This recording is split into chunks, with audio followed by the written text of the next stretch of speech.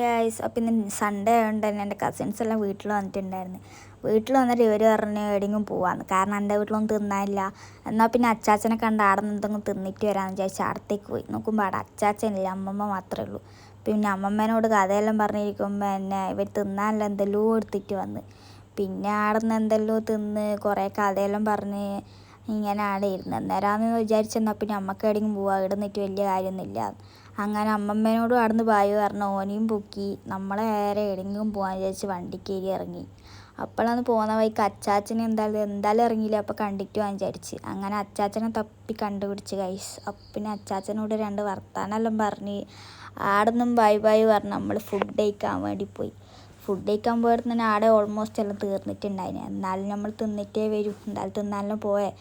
പിന്നെ അവിടെ നിന്ന് ഫുഡും കഴിച്ച് കുറേ സമയം സൊറയെല്ലാം പറഞ്ഞ് അവിടെ തന്നെ ഇരുന്ന്. നമ്മൾ കുറച്ചാൾ ചാമ്പിയിട്ടാണ് നടന്ന് പോയത്. അതുകൊണ്ട് തന്നെ അതിൻ്റെ കുറച്ച് വിഷമെല്ലാം തീർക്കാനുണ്ടായി. അപ്പോൾ പിന്നെ അവിടെ നിന്ന് ഫുഡ് കഴിച്ച് ആ വിഷമെല്ലാം അങ്ങ് തീർത്ത് അവർക്ക് 2 ഫോട്ടോ അയച്ചു കൊടുത്ത്. അവർക്ക് സന്തോഷം, നമുക്ക് സന്തോഷം. അങ്ങനെ നമ്മൾ അവിടെ നിന്ന് രണ്ടാളായിട്ട് പോയി. ഞാൻ എൻ്റെ വീട്ടിലേക്കും പോയി, അവരവരെ വീട്ടിലേക്കും പോയി. അപ്പോഴത്തേക്ക് തന്നെ ഇങ്ങനെ ഏകദേശം ഒരു 10 മണിയെല്ലാം ആയിട്ടുണ്ടായിരുന്നു. അതുകൊണ്ട് ഇവനെ വേഗം പറഞ്ഞേച്ച്, കാരണം ഇവനെ ആളെ പരീക്ഷയാണ്. പക്ഷെ അങ്ങനത്തെ ഒരു കുഴപ്പമൊന്നും ഇവനില്ല. അങ്ങനെ ഓനെയും പറഞ്ഞേച്ച് നോക്കുമ്പോഴത്തേക്ക് എൻ്റെ വീട്ടിൽ ഗേറ്റെല്ലാം പൂട്ടി, അവർ കിടന്നുറങ്ങി. അങ്ങനെ ഗേറ്റെല്ലാം ഞാൻ കുത്തി തുറന്ന് അടച്ച് ഞാൻ പിന്നെ വേഗം കിടന്നുറങ്ങാൻ വിചാരിച്ച്. നോക്കുമ്പോൾ ഞാൻ ഒരു സിനിമ പകുതി വെച്ചിട്ടാണ് പോയത്. അപ്പോൾ പിന്നെ അതെല്ലാം ഫുൾഫിൽ ചെയ്തിട്ട് കിടന്നുറങ്ങാൻ വിചാരിച്ച്. അല്ല പിന്നെ അത് ആദ്യം കാണണ്ടേ.